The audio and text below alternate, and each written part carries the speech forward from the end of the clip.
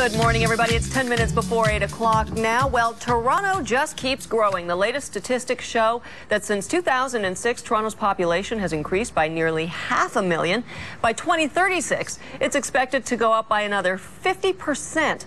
to 9.2 million people. So who are these new Torontonians? And why are some of the world's most educated professionals choosing this city as their new home? Toronto Life decided to take a look, and editor Sarah Fulford joins us now. Good morning. Hi. So you do profile a lot of specific people and couples in the magazine, which people can read because they're fascinating stories, but we thought we'd look more at the trends with you. Sure. So one of the first trends is just our economy and the jobs that are available here in this city are attracting people. Well, I suspect that's the #1 reason people are moving to Toronto. We focus this particular issue on educated professionals who could live anywhere and are choosing to live in Toronto. The #1 reason is the economy. We've been hearing for many years now about the stability of the Canadian banks and how this economy is very, very safe compared to many places in the world. But there's sort of a snowball effect happening in Toronto where the city's become very cosmopolitan and sophisticated and fun. It's also very, very safe.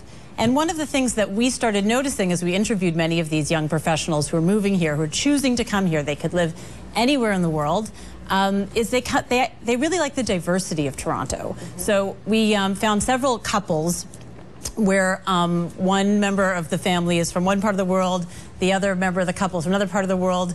They would feel like foreigners in each other's home cities, but here in Toronto, they feel very much at home. So this sort of idea of multiculturalism in Toronto is more than just sort of an interesting way to go for a nice restaurant, to interesting restaurants. Right. It's a place where people genuinely feel they can be themselves in a meaningful, interesting way. So I think that's a huge draw for people, particularly at a time when all over the world economies are collapsing. I mean, we read about the terrible things happening in Europe.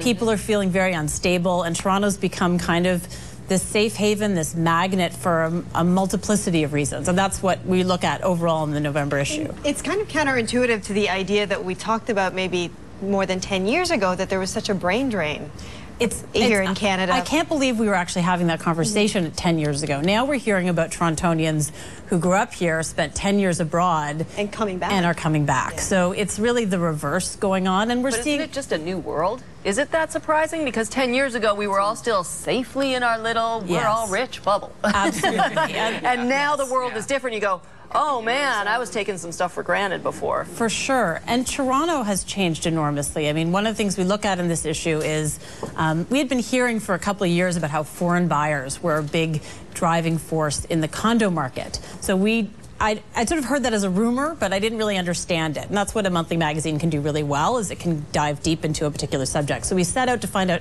is this in fact true? And yes, 40% of the new Four Seasons hotel condominium tower have been purchased by foreign buyers. It's an international brand, so you can imagine if your fortune has just collapsed in Dubai and you're looking for somewhere safe to park it.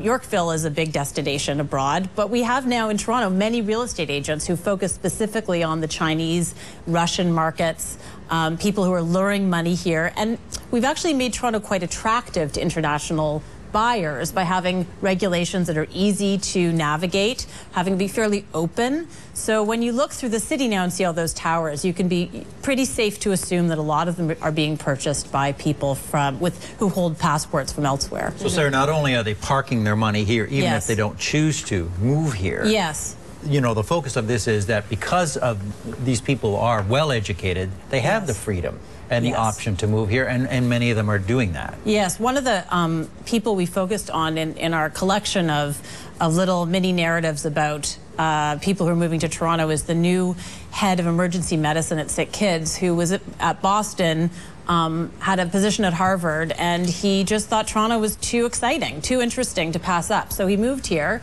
He talks about how he loves walking to work, how he loves the diversity of the city. He finds it a tremendously exciting place to be. And we have a collection of families like that we portrait in the culture has ranked high on their radar as to why they want to come here. And livability, of course. But livability coupled with the multiculturalism factor, coupled with stability, it really adds up to an incredibly alluring package in this day and age when so many other places are very vulnerable and unstable.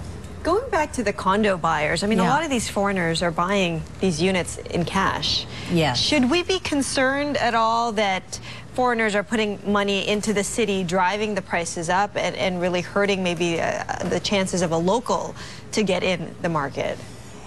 I think if you were a condo developer, you probably wouldn't worry too much. You know, I prefer to see our prices either sort of stable or going up than plummeting, personally. I think that's probably better overall for our economy. There are a lot of foreigners coming and parking their cash here. Many of them are moving here. They're either buying it for their children as a sort of third property or a second property, or they're buying it here to sort of have a destination for their retirement. So I think they will, and many of them hope to become Canadians. So they may buy it now, it may sit empty for a while. They may move into it in time and ultimately contribute in some meaningful, valuable way to the life of our city. But Sarah, you talk about culture, and you mentioned a couple from Serbia who moved here, and it was culture that attracted them to this city. They visited the AGO, they love that. Did you find that they themselves, these new immigrants, are also contributing to culture, maybe in the world of arts? Well, they're certainly contributing in terms of their professional lives. I mean, these are highly educated people who have extremely valuable contributions to make. They've been in school for a decade, and we didn't actually profile any cultural contributors, though.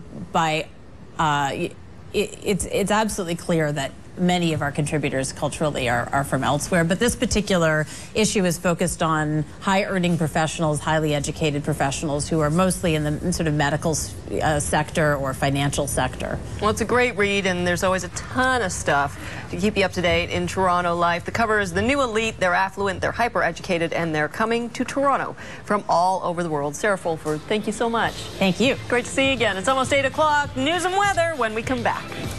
Thanks.